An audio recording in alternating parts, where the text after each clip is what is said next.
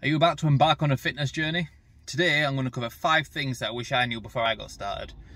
This information could save you a lot of time and energy in the long run, so let's crack on.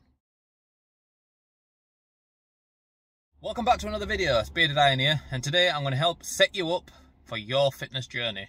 So straight in at number 1, don't get hung up on supplements. The amount of money that I've wasted on the likes of HMB, testosterone boosters, fat burners, ZMA, and loads of other stuff, it's absolutely ridiculous.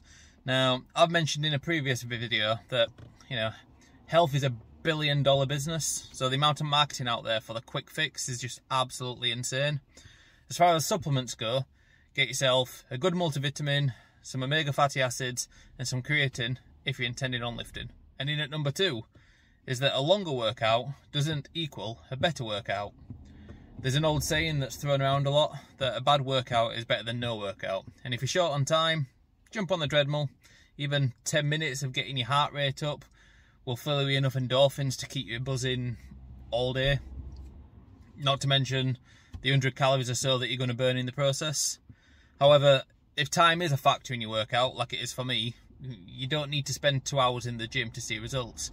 I'm usually done in around 60 minutes, and that includes weights and cardio. And personally for me, I prefer a 4-day bro split, which takes around 40 minutes, which then gives me 20 minutes for cardio. Now number 3 is a 2-for-1er, as they're both a very similar thing, and that is no ego lifting, and don't underestimate the power of the mind-muscle connection. Now the reason I've lumped these two together is I genuinely feel if you're lifting heavier than you're supposed to, then you're not concentrating on the mind-muscle connection.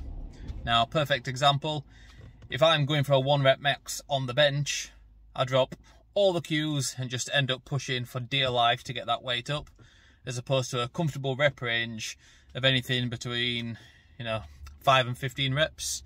On that, I can concentrate on stacking my shoulders, really concentrating on the bar path, making sure my elbow path is also straight, and also really squeezing the pec at the top of the movement. And when you really concentrate on the bench press movement, I can really isolate the muscle that I'm working. Number 4, make sure you're eating enough food. A common mistake that tends to be floated around is that in order to get fit, you've got to adopt a super restrictive diet. Not only is that unsustainable, but it's also dangerous and can keep you from seeing the results that you actually want to make. Losing weight requires a small calorie deficit, and building muscle requires consuming more calories than you burn. Now, I highly recommend you get yourself over to the TDEE calculator. Just Google TDEE calculator on Google, plug in your details, and that'll tell you exactly what you should or shouldn't be eating based on your goal. Now, quick disclaimer, it's never going to be 100% accurate, as everyone's metabolism is different, but it gives you a foundation to build upon over the next few weeks. So, if you're not losing weight, increase your calorie deficit by 100-150 calories or so.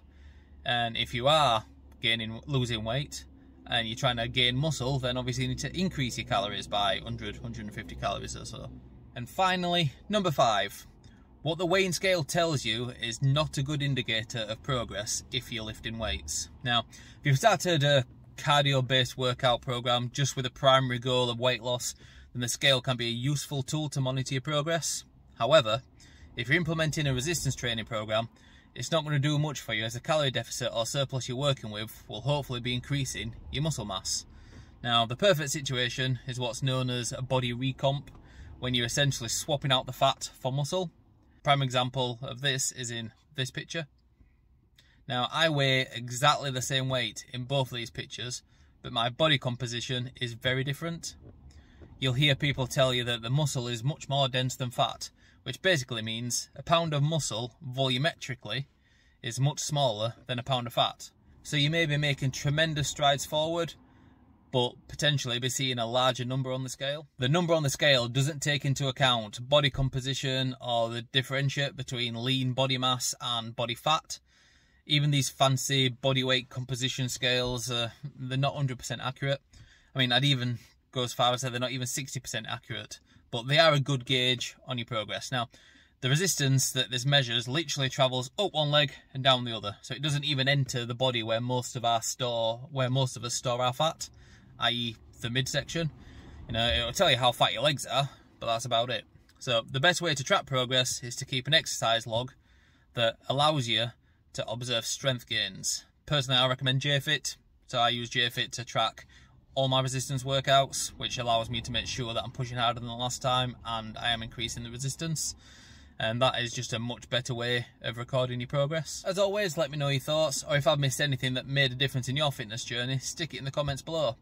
Now, if you want help or support in losing weight, building muscle, or just having a healthier lifestyle in general, click that subscribe button and ensure you don't miss any future uploads. Until next time, Bearded Iron out.